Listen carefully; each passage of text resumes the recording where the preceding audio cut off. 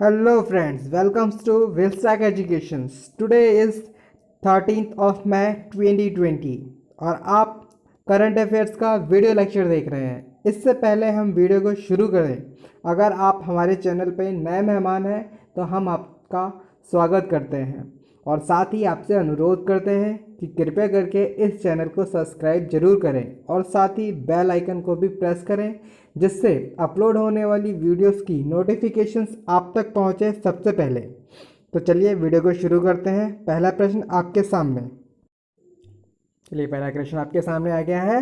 हाल ही में भारत के किस शहर में डिजिटल पेमेंट को अनिवार्य किया गया है? तो इस प्रश्न का बिल्कुल सही उत्तर है अहमदाबाद। अहमदाबाद शहर में डिजिटल पेमेंट को अनिवार्य कर दिया गया है। इन्होंने ऐसा क्यों किया है, इसके पीछे एक तर्क दिया है। करेंसी नोट से कोरोना वायरस के संक्रमण को एक खतरे को देखते हुए यहाँ की सरकार ने ऐसा कदम उठाया है कि वो लोग अब कैश पेमेंट नहीं लेंगे। कैश पेमेंट पूर्णतः प्रतिबंध कर दी गई है।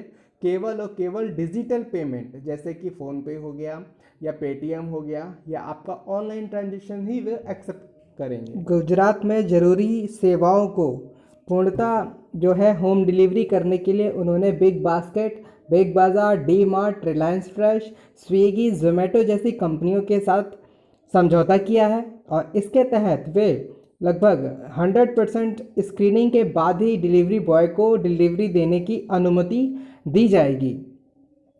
लगभग 17,000 रिटेल शॉप्स को भी उन्होंने ऐसा करने को आदेश दिया है कि वो केवल और केवल डिजिटल पेमेंट के थ्रू ही अपना व्यवसाय कर पाएंगे।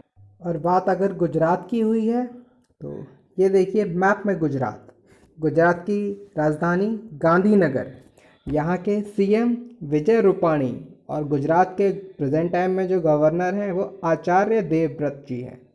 चलिए, इस प्रश्न से हमें इतनी जानकारी मिलती थी। चलिए चलते हैं अगले प्रश्न की ओर। अगला प्रश्न आप लोग के सामने।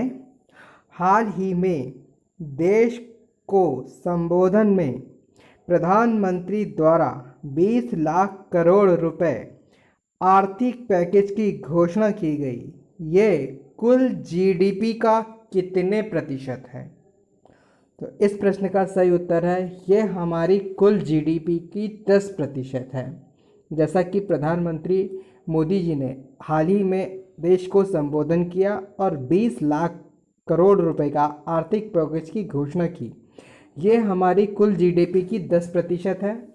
इस संबोधन में उन्होंने देश को आत्मनिर्भर बनने पर जोर दिया और आत्मनिर्भरता भारत अभियान के बारे में कुछ जानकारी दी। उन्होंने कुछ महत्वपूर्ण बिंदु बताए हैं जिस पे हम आत्मनिर्भर बन सकते हैं, जैसे इकोनॉमिक गाइडेंस, इंफ्रास्ट्रक्चर, सिस्टम और डेमोग्राफी एंड डिमांड। ये 5 बिंदु थे जो उन्होंने बताए थे और उन्होंने अपने संबोधन में लॉकडाउन 4 के विषय में बोला है कि 18 मई को इससे जुड़ी हुई समस्त जानकारियाँ दे दी जाएंगी। चलिए, इस प्रश्न से हमें इतनी जानकारी मिलती थी। चलते हैं अगले प्रश्न की ओर। अगला प्रश्न आप लोग के सामने। इंटरनेशनल नर्स डे कब मनाया जाता है? तो इस प्रश्न का सही उत्तर है 12 मई। प्रत्येक वर्ष 12 मई को हम लोग इंटरनेशनल नर्स डे के रूप में मनाते हैं। अब सवाल उठता है ये दिन मनाते क्यों हैं? ये दिन समाज के लिए नर्सों के योगदान की तारीफ में मनाया जाता है। सबसे पहली बार इस दिन को सन 1965 में मनाया गया था। इस दिन को फ्लोरेंस नाइटिंगेल के बर्थ एनिवर्सरी के रूप में भी मनाया जाता है। फ्लोरेंस नाइटिंगेल उनको आधुनिक नर्सिंग आंदोलन का जन्मदाता भी माना जाता है और उनको द लेडी विद लैम्प के नाम से भी जाना जाता था। अच्छा, इस वर्ष की थीम जो थी वो है a voice to lead nursing the world to health. क्या थी? फिर से दोहराता हूँ मैं एक बार को। A voice to lead nursing with the world to health. अगला प्रश्न आप लोग के सामने। हाल ही में किस इंश्योरेंस कंपनी ने आरोग्य संजीवनी हेल्थ इंश्योरेंस पॉलिसी लॉन्च की है? तो इस प्रश्न का सही उत्तर है SBI जनरल इंश्योरेंस। हाल ही में SBI जनरल इंश्योरेंस ने आरोग्य संजीवनी हेल्थ इंश्योरेंस पॉलिसी लॉन्च की है। अब मैं आपको बता देता हूँ, इस इंश्योरेंस के तहत 1 से 5 लाख रुपए तक का हेल्थ कवर दिया जाएगा। ठीक है, इंश्योरेंस करा रहे व्यक्ति की आयु 18 से 65 वर्ष के बीच में ही होनी चाहिए। अगर बात SBI जनरल इंश्योरेंस की हुई है तो मैं आपको SBI जनरल इंश्योरेंस के बारे में कुछ महत्वपूर्ण बिंदु बता देता हूँ। SBI जनरल इंश्योरेंस की स्थापना वर्ष 2009 में हुई थी और इसका मुख्यालय मुंबई में है और इसके प्रेजेंट टाइम में MD and CEO पुशन Mahapatra ji हैं। चलिए, इस प्रश्न से हमें इतनी जानकारी मिलती थी। चलते हैं अगले प्रश्न की ओर। अगला प्रश्न आप लोग के सामने, हाल ही में आई रिपोर्ट के अनुसार भारतीय सुंदर वन में बाघों की संख्या बढ़कर कितनी हो गई है? तो इस प्रश्न का सही उत्तर है 96। पहले ये संख्या 88 थी, अर्थात 8 बाघ जो हैं वो बढ़े हुए पाए गए हैं। ये डाटा जो है वो वेस्ट बंगाल फॉरेस्ट डिपार्टमेंट की ओर से रिलीज़ किया गया है। अच्छा, चलिए, बात यहाँ पे अगर वेस्ट बंगाल की हुई है तो मैं आपको, अच्छा, सुंदरबन के बारे में एक और प्रथा पूछी जाती है यहाँ पे कि इसे सुंदरबन ही क्यों कहा जाता है? क्योंकि यहाँ पर सुंदरी वृक्ष पाए जाते हैं, इसीलिए इस घाटी को सुंदरबन की घाटी कहा जाता है। ठीक है, चलिए, अच्छा, बात यहाँ पे अगर पश्चिम बंगाल की हुई है तो मैं आपको पश्चिम बंगाल के बारे में कुछ महत्वपूर्ण बिंदु बताता हूँ। ये मैप पश्चिम बंगाल का है और यहाँ की जो राजधानी है वो कोलकाता है। कोलकाता जो है वो हुगली नदी के किनारे बसा हुआ है और यहाँ की CM श्री ममता बनर्जी जी हैं एंड यहाँ के जो गवर्नर हैं वो जगदीप धनखड़ जी हैं, जगदीप धनखड़। चलिए, चलते हैं अगले प्रश्न की ओर।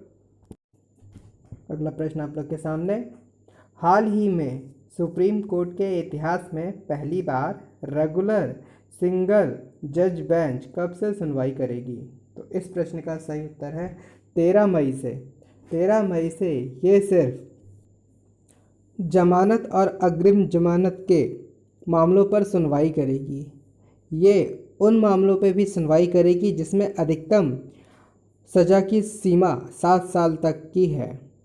पहले ये प्रावधान नहीं था, अब सिंगल बेंच का प्रावधान शुरू हो गया है। पहले डिवीज़न बेंच ही सुनवाई करती थी सुप्रीम कोर्ट के अंदर। चलिए, चलते हैं अगले प्रश्न की ओर। अगला प्रश्न आप लोग के सामने, हाल ही में किस देश ने सैन्य अभ्यास के दौरान अपने ही सैनिकों पर गलती से मिसाइल दाग दी? तो इस प्रश्न का सही उत्तर है ईरान। ईरान ही वो देश है जिसने हाल ही में सैन्य अभ्यास के दौरान अपने ही सैनिकों पर गलती से मिसाइल दाग दी। यह घटना 10 मई को ओमान की खाड़ी में हुई थी। लाइफ सपोर्ट जहाज में मिसाइल टकराने से घटित हुई थी। 19 लोग की मृत्यु हुई थी। जो ईरान जो है वो शिया बहुलक देश है। अब बात अगर ईरान की हुई है तो मैं आप लोगों को ईरान के बारे में कुछ महत्वपूर्ण बिंदु बताता हूँ। मैप में आप ईरान का मैप देख रहे हैं। ईरान की कैपिटल तेहरान, यहाँ की करेंसी रियाल, ईरान के सुप्रीम लीडर अली खुमैनी और यहाँ की जो प्रेसिडेंट है हसन रूहानी।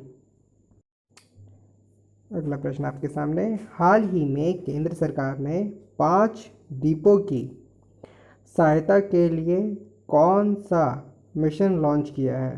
तो इस प्रश्न का सही उत्तर है केंद्र सरकार ने हाल ही में 5 द्वीप देशों की सहायता के लिए मिशन सागर लॉन्च किया है। इस मिशन के तहत कुछ जरूरी सामानों के साथ खाने के फूड पैकेट्स, दवाइयाँ इत्यादि भेजी जाएंगी। इस मिशन को पूर्ण करने के लिए इंडियन नेवी ने अपना एक केसरी जहाज भेजा है। इस जहाज का नाम है INS केसरी। INS केसरी द्वारा यह मिशन पूरा किया जाएगा। अच्छा, इसमें एक वर्ड आया है सागर। इस सागर की मैं आपको फुल फॉर्म बता देता हूँ। Security and growth for all in the region. हाल ही में आई रिपोर्ट के अनुसार भारतीय रिजर्व बैंक के पास सोने का कुल कितना भंडार है? तो इस प्रश्न का सही उत्तर है 653.01 टन। अभी हाल ही में आई रिपोर्ट के अनुसार भारतीय रिजर्व बैंक के पास लगभग 653.01 टन सोना मौजूद है। इस रिपोर्ट को जो है management of foreign exchange reserve द्वारा प्रदर्शित किया जाता है। तो इसका हिंदी में अनुवाद होता है विदेशी मुद्रा भंडारण प्रबंधन। इसके द्वारा ये रिपोर्ट प्रतिवर्ष दी जाती है। साल में 2 बार ये रिपोर्ट प्रदर्शित होती है। पहला आपका मार्च एंड में, दूसरा आपका सितंबर एंड में। अगला प्रश्न आपके सामने। हाल में ही आई रिपोर्ट के अनुसार भारत में कौन सा राज्य शिशु मृत्यु दर में शीर्ष पर है? तो इस प्रश्न का सही उत्तर है मध्य प्रदेश। मध्य प्रदेश ही वह राज्य है जिसमें शिशु मृत्यु दर जो है सबसे अधिक है। अर्थात इसमें जो शिशु मृत्यु दर है वो प्रति 1000 बच्चों में 48 बच्चों की है। और सबसे कम जो है वो नागालैंड में है जिसमें प्रति 1000 बच्चों में 4 बच्चों की है।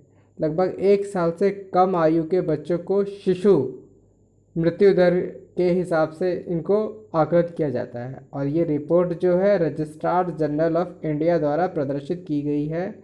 यह 2018 तक का आंकड़ा है। और ये जो आंकड़े जो कलेक्ट किए हैं वो सैंपल ऑफ रजिस्ट्रेशन के थ्रू किए हैं। आशा करता हूँ आप लोगों को ये वीडियो अच्छी लगी होगी। अगर आप लोगों को ये वीडियो अच्छी लगी है तो चैनल को सब्सक्राइब करना बिल्कुल मत भूलिएगा और साथ ही बेल आइकन को भी प्रेस कर दीजिएगा जिससे आने वाली वीडियोस की नोटिफिकेशन आप तक मिल सके। Thank you for watching. Thank you very much.